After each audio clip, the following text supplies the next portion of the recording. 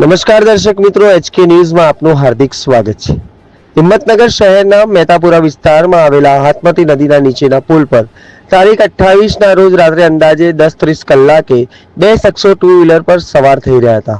એ દરમિયાન પાણીમાં ક્રોસ કરવાનો પણ પ્રયાસ કર્યો હતો, પરંતુ પાણીનો પ્રવાહ વધી જતા તેમણે અંતે પાછા જવાનું નક્કી કર્યું।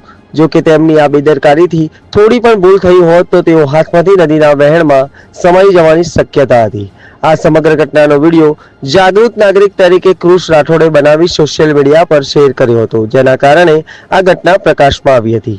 પોલીસ અને વહીવટી તંત્રનો ચેતવણી સંદેશ હતો કે નાગરિકોને અનુરોધ છે કે વરસાદી મોસમ દરમિયાન નાળા, તળાવ તથા નદીની બેદરકારી ન દાખવે। વહેતા પાણીમાં વાહન ચલાવવું કે મસ્તી કરવા જવું જીવ માટે જોખમી સાબિત થઈ શકે છે, પરંતુ કોઈ પણ અનિચ્છનીય ઘટના ન બને તે માટે સૌએ સાવચેતી રાખવી અનિવાર્ય છે। HK news, Sanjay Gandhi, Sabarkantha.